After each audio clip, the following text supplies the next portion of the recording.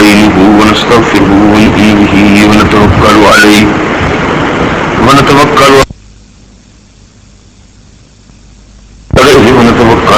ونشهد أن لا إله إلا الله وحده لا شريك له أزلي أبدي دهري دائمومي لا أول له ولا آخر له ونشهد أن سيدنا وسندنا ومدتنا ومعتمدنا غوثنا وغياثنا ومغيثنا وغيثنا عوننا وعياننا ومعيننا وعيننا مطلوبنا ومصحوبنا ومرغوبنا ومحبوبنا آلانا وأولانا مأوانا وملجأنا محمدا عبده ورسوله أما بعد فبسم الله الرحمن الرحيم قال النبي صلى الله تعالى عليه وبارك وسلم واسترضعت في بني سعد او كما قال صلی اللہ علیہ وبارک وسلم.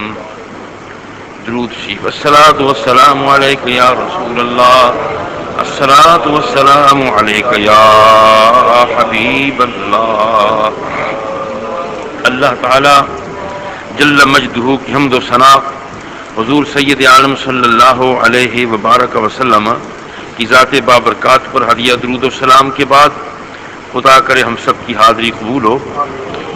گزشتہ محفل میں جو دوست شامل ہوئے تھے یاد ہوگا حضور صلی اللہ علیہ وسلم کا بنی سعد میں قیام کا ذکر تھا کہ آپ نے بنی سعد کے اندر 4 سال گزارے اور حلیمہ سعدیہ کی جھونپڑی رش کے عرش بنی رہی اور وہ کچی پکی جھونپڑی جس کا طواف آسمان کے فرشتے بھی کرتے تھے اور کائنات کی نگاہوں کا مرکز بنی رہی کہ یہ تھا کیا اور ہو کیا گیا.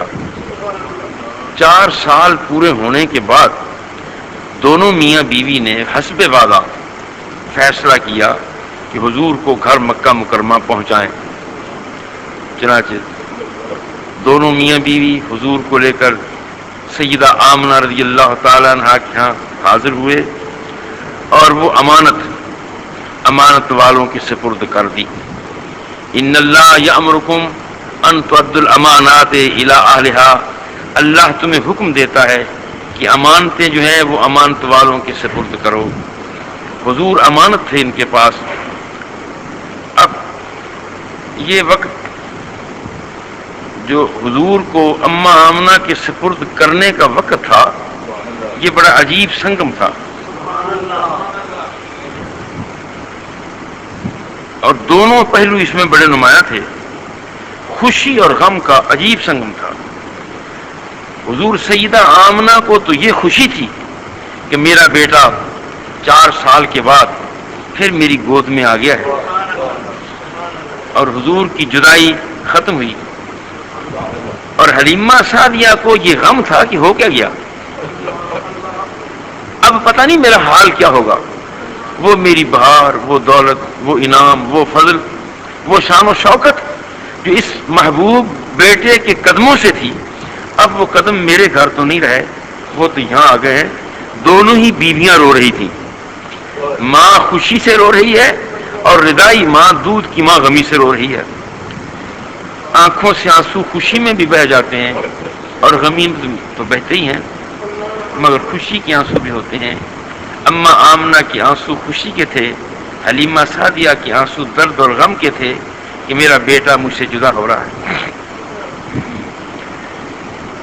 اب حضور والدہ ماجدہ کے پاس ہیں.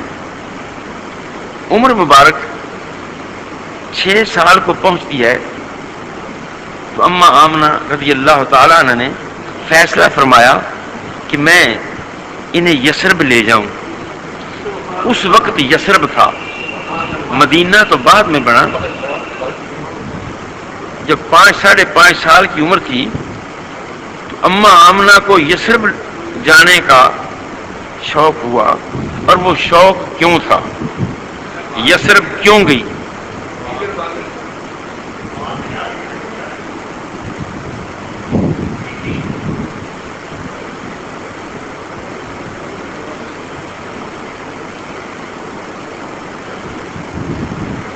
یثرب جانے کا جو اشتیاق تھا اس کا باعث کیا تھا؟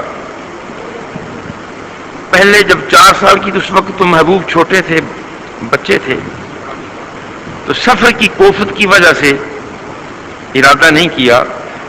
جب 6 سال کو پہنچتے ہیں تو یثرب جانے کا ارادہ ہوا۔ یثرب کیوں گئی؟ حضور سیدنا عبداللہ رضی اللہ تعالی عنہ، حضور کے والد گرامی، شام سے جب واپس ہوئے، تجارت کے ساتھ گئے تھے، شام سے واپس ہوئے تو مدینہ منورہ میں یثرب میں قیام کیا۔ اسی دوران انہیں بخار ہوا اور وہیں انتقال ہو گیا، اور وہیں علاقہ نابغہ ایک علاقہ ہے، وہیں آپ کی قبر بنی۔ چونکہ آپ کی قبر یثرب میں تھی تو حضرت آمنہ کو وہ یاد آ گئی اپنے مقدس شوہر کی کہ میں بیٹے کو ذرا اپنے اس کے باپ کی قبر تو دکھا دوں، اور خود بھی شوق تھا۔ اور یہ قبر پر جانے کا، بیوی کو شوہر کے قبر پر جانے کا اشتیاق، یہ بتاتا ہے کہ یہ بھی ایک حصہ ہے دین کا۔ اور شوہر بھی ہو، اور شوہر پھر نیک شوہر ہو، مقدس شوہر ہو، بیوی ہو اور پھر بیوی نیک ہو، مقدسہ ہو، تو گھر میں اور رنگ آ جاتا ہے، نکھار پیدا ہو جاتا ہے۔ جس گھر میں میاں بیوی دونوں اچھی عادات کے ہوں اور ایک دوسرے سے اچھے تعلقات ہوں اور محبت کی پینگیں میاں بیوی کی اچھی ہوں، تو اس گھر میں رونق بھی ہوتی ہے، برکت بھی ہوتی ہے، فضل بھی ہوتا ہے، کرم بھی ہوتا ہے، اور اولاد کی تربیت بھی آسن طریقے سے ہوتی ہے۔ اور خدا نخواستہ جس گھر میں میاں بیوی کی جنگ رہتی ہے، اولاد کی تربیت خراب ہو جاتی ہے، محلے کا نظام خراب ہوتا ہے، برادری کا نظام خراب ہوتا ہے، خاندانوں کے اندر اختلافات پیدا ہوتے ہیں۔ کیونکہ حضور سید آمنہ اپنے شوہر کی پاک بازی سے متاثر بڑی تھیں، ان کے حسن سے بڑی متاثر تھیں۔ حضرت عبداللہ رضی اللہ تعالیٰ عنہ کے حسن کا یہ عالم تھا کہ لوگ آپ کو مصباح الحرم کہا کرتے تھے۔ یہ حرم شریف کا مصباح ہے، چراغ ہے، روشنی ہے، مصباح حرم ہے، یہ بھی تھا۔ اور ان کی عادات جو تھیں، حضرت اما آمنہ نے عادات اپنے شوہر کی دیکھی تھی، وہ عادات بھی لاجواب تھیں، وہ اخلاص بھی لاجواب تھا۔ جتنا عرصہ شادی کے بعد رہے تو اتنی متاثر ہی ان کے اخلاق سے، کردار سے، عمل سے، ان کی پاک بازی سے۔ ان کی پاک بازی کے ایک واقعہ بڑا مشہور ہے حضرت عبداللہ رضی اللہ۔ ویسے تو ان کے کمال، جناب عبداللہ کے کمال بے شمار ہیں، کتابیں لکھی گئیں، کتابیں ان کے کمالات پر لکھی گئیں، مگر میرے ذہن میں ایک ہی بات آتی ہے، اگر وہ ایک ہی کمال ذکر کر دیا جائے تو وہ سارے کروڑوں ٹن وزنی کمالات پر پائی ہے۔ وہ کون سا کمال ہے؟ ان کا یہی ایک عظمت بڑی ہے کہ وہ مصطفیٰ کے باپ ہیں۔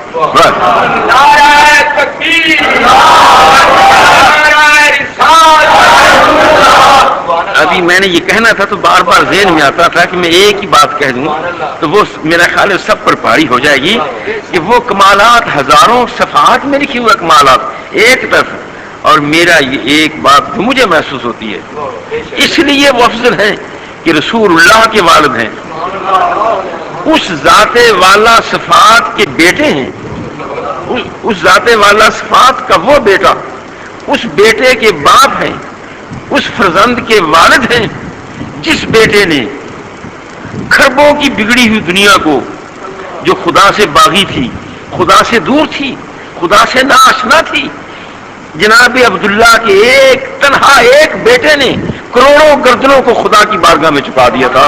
یہی بات، یہ ایک بات ہی بڑی عظمت ثابت ہوتی ہے کہ رسول اللہ کے والد ہیں، باقی تو ہیں۔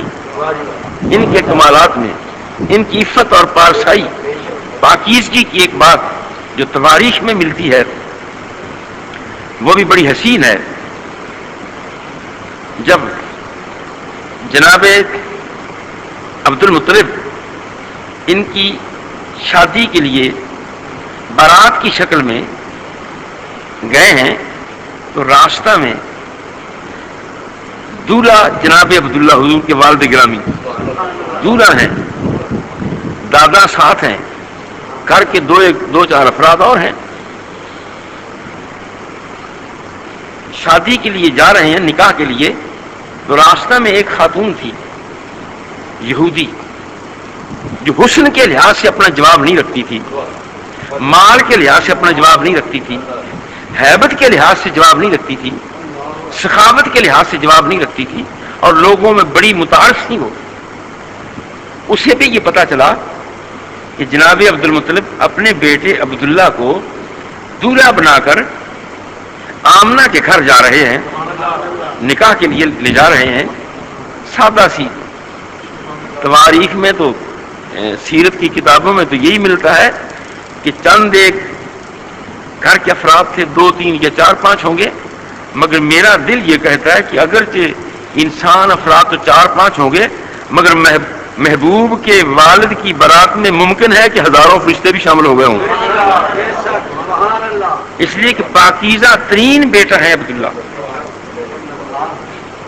اس خاتون نے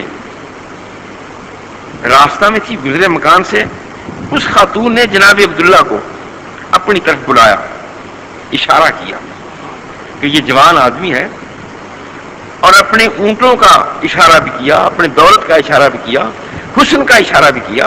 یہ ساری باتیں جو کچھ ایسے موقع پر ہو سکتی تھیں اس خاتون نے یہ کر دکھائیں. حضور کے والد گرامی رضی اللہ تعالیٰ عنہ آپ نے برجستہ ایک بات فرمائی، اما الحرام فالممات دونہ. یہ فکرہ مجھے یاد ہے، اما الحرام فالممات دونہ. یہ کیا کہہ رہی ہو؟ اس گناہ سے، جس گناہ کی طرف تو مجھے دعوت دے رہی ہے، اما الحرام فالممات دونہ، اس سے بہتر ہے موت کا آ جانا. اس خاتون نے، اب اندازہ کریں پارسائی کا، اندازہ کریں پرہیزگاری کا، اندازہ کریں عفت کا، کہ محبوب پاک علیہ السلام کے والد گرامی کی عفت کا. کیوں نہ ایسا ہوتا کہ رسول اللہ کے باپ جو تھے، رسول اللہ کے والد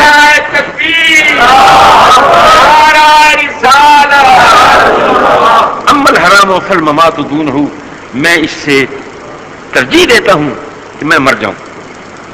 وہ بڑی شرمسار ہوئی، وہ خاتون بڑی شرمسار ہوئی کہ مجھے تو اس نے کوئی جواب نہیں دیا. خیال تھا کہ یہ حسین نوجوان، یہ شرافت کا پتلا نوجوان میرے ساتھ نکاح کر لیتا. چلے گئے، جا کر نکاح ہوا، کچھ دن ٹھہرے، واپس پھر اسی راستہ سے گزر ہوا، اور وہی خاتون جو تورات کی ماہر تھی، انجیل کی ماہر تھی، کتب سماویہ کو اچھی طرح جانتی تھی، لکھی پڑھی خاتون تھی، اور اپنے حسن کا جواب اس علاقہ میں نہ تھا، اس کے حسن کا جواب، مال کا جواب نہ تھا. اس نے پھر بڑا پہلے تو اشارہ ہی کیا تھا، دعوت دی تھی، مگر اب کھل کر سامنے آ گئی واپسی پر، اور روک لیا اور کہا عبداللہ کہیں غلط فہمی میں مبتلا نہ ہو جانا،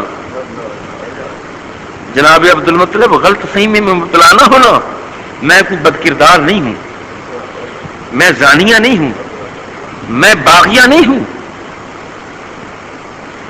بات یہ اس وقت جو میں نے انہیں دعوت دی تھی، اس وقت حکمت یہ تھی کہ اس نوجوان کی پیشانی میں آخر الزمان رسول کا نور مجھے نظر آ رہا تھا.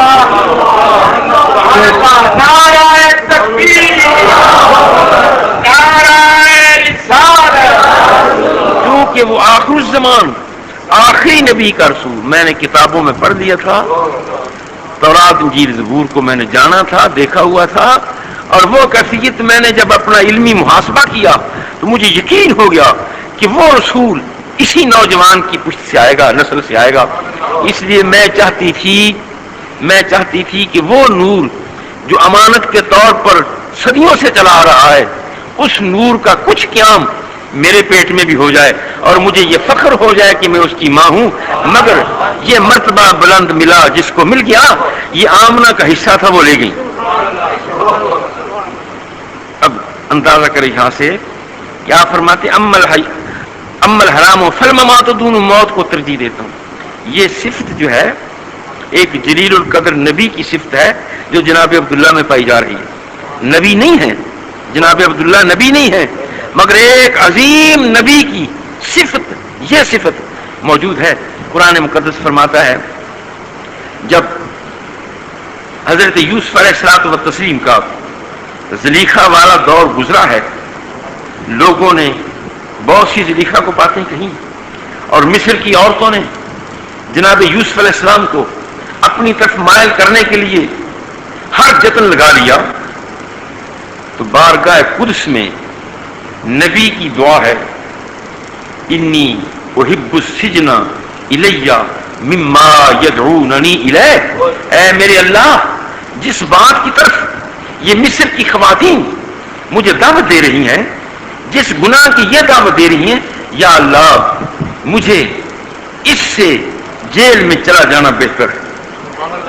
جو کہتے ہیں کہ عزیز مصر نے یوسف علیہ السلام کو جیل میں بھیجا، اس آیت کریمہ سے تو واضح یہ بات ہوتی ہے کہ عزیز مصر نے نہیں بھیجا، زلیخا نے نہیں بھیجا، مصر کے حکمرانوں نے نہیں بھیجا، خود یوسف علیہ السلام کی دعا ہے کہ یا اللہ مجھے جیل دے دے، اس فتنے سے بچا لے، اور جیل میں اچھی سمجھتا ہوں۔ یوسف علیہ السلام نے اس فتنے سے بچنے کے لیے جیل کو ترجیح دی ہے، اور جناب عبداللہ نے اس فتنے سے بچنے کے لیے موت کو ترجیح دی ہے، موت کو ترجیح دی ہے۔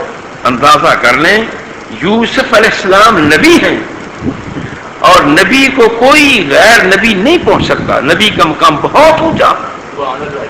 باتیں اس وقت اس سلسلہ میں 2 3 4 ہیں ذہن میں، مگر وہ سنانا نہیں چاہتا، اس لیے کہ سنانے کے ساتھ کہیں ایسا نہ ہو جائے کہ کسی کے ذہن میں یہ بات آ جائے نبی کی اور غیر نبی کے تقابل کی، کہ میں عبداللہ کا، جناب عبداللہ رضی اللہ اور یوسف علیہ السلام کا مقابلہ کر رہا ہوں۔ نہیں، کوئی غیر نبی نبی کا مقابلہ نہیں کر سکتا۔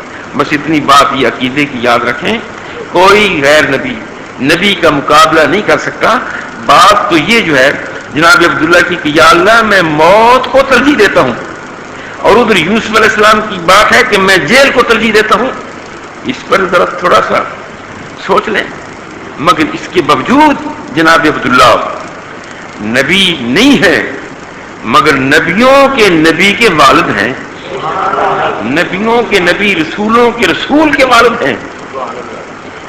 یہ شوق تھا جناب آمنہ رضی اللہ تعالیٰ عنہ کو کہ میرا شوہر اتنا مقدس شوہر، اتنا پاکیزہ خصال شوہر، ان کی قبر کی زیارت کے لیے فیصلہ کیا۔ جناب عبد المطلب سے پوچھا کہ بابا جی میں بچے کو، آپ کے پوتے کو یثرب لے جاؤں؟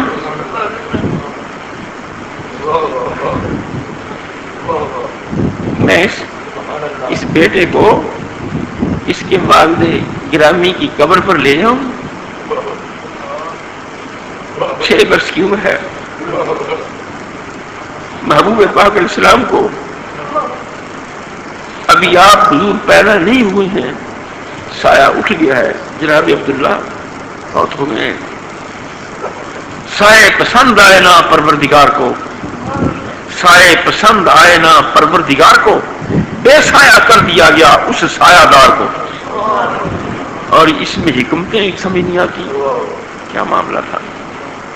غالباً بات یہ نظر آتی ہے کہ والد کا سایہ اٹھ گیا ہے، بچپن میں ہی دادا کا سایہ، چچا کا سایہ، تاکہ محبوب پاک علیہ الصلوۃ والتسلیم کی طبیعت کو، پوری کی پوری طبیعت خدا کی طرف مائل ہو جائے، اور اسے سہارا ہو، نگاہ میں آئے تو صرف خدا ذوالجلال کی ذاتی نگاہ میں آئے۔